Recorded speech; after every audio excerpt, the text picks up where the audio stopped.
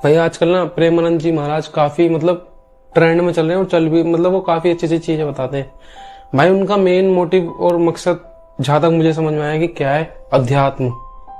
वो किसी धर्म से लेके किसी धर्म को बुरा भला नहीं कहते। उनके पास कोई भी ज्यादा सिख जाए, ईसाई जाए या मुसलमान जाए, कोई भी जाए, कोई भी बंदा हो, गरीब हो अमीर हो, सबके लिए वो एक जैसा भाव रखते हैं। उनका मानना बस ये है कि भाई आप ना भगवान से जुड़ जाओ, अध्यात्म से जुड़ जाओ।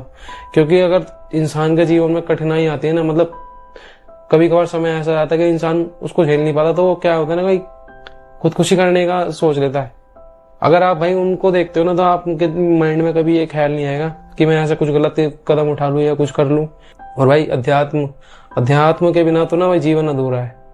बहुत जितना जल्दी हो सके ना भाई इसको जानने की कोशिश करो। इसको जान तो खैर कोई नहीं पाया है, लेकिन हाँ ये अपने ना धर्म के बारे में जानना सीखो और भाई भगवान से जुड़ना सीखो। क्योंकि जो ये धरती है, ये पृथ्वी है, ये हवाई, ये वायु है, जल है, पानी, ये सब कुछ है ना भाई भगवान का दिया है। हम कहते हैं ना कि मैं तो इंसान में कभी आना ही नहीं चाहिए भाई। मैं का मतलब ही अहंकार होता है। अगर जिस इंसान के अंदर मैं आ गई ना, तो समझ लो कि भाई उसके जो उसने कमाया है ना, वो उसके जाने का वक्त आ गया। क्योंकि उसके अंदर अहंकार का साइन है, वो मैं का अहंकार आने लग गया है भाई।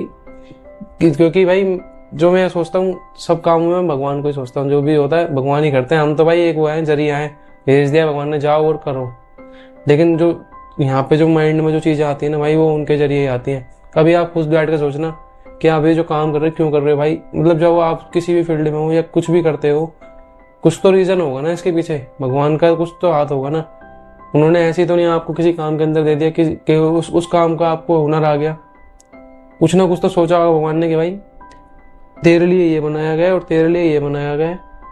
और भाई जिस इंसान ने उनके ऊपर भरोसा करना सीख लिया ना भाई, वो कभी जिंदगी में मार नहीं खा पाएगा। अपने आप को पूरा समर्पण कर दो अगर भाई भगवान को मानते हो तो। अब पूजा पाठ ये धूप बत्ती या ये जोत बत्ती से वो नहीं होता कि भगवान को मानना। हाँ ये है कि आप उनको सामने बैठ के उनको मना सकते हो।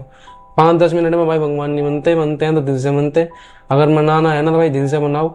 और ये नहीं कि भाई अभी पूजा कर रहे हो और शाम को तुम खा रहे हो मीट, दारू पी रहे हो। ये भी चीज भी गलत है भाई। वो सही बात कहते हैं कि यार जब किसी चीज को कर रहे हो तो ढंग से करो, या तो फिर मत करो। राक्षस बन रहे हो तो ढंग से बनो, या तो बनो ही मत। और भाई जब धर्म के रास्ते पे चल रहे हो तो ढंग से चलो, या तो फिर चलो ही मत। मेरी जो मेंटेलिटी है ये कहती है।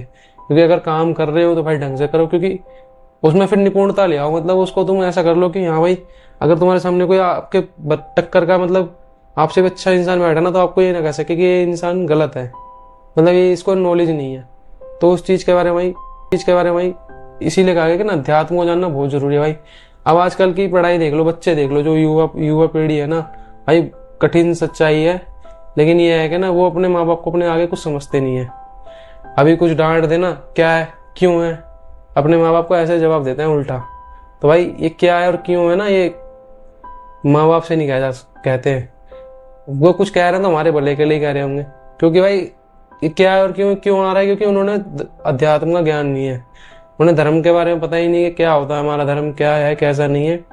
जब भी बच्चे चिल्ला के बात करते हैं, ऐंठ के बात करते हैं, आपने भी देखा होगा भाई, देखा गया होगा जो मिडिल क्लास के लोग हैं ना, जो ग्राउंड रियलिटी है भाई यही है कि आज के बच्चों को अगर आपको सही राह पे ले जाना है तो उसको शुरुआत से ही धर्म का ज्ञान, अध्यात्म के ज्ञान की ओर ले जाना पड़ेगा।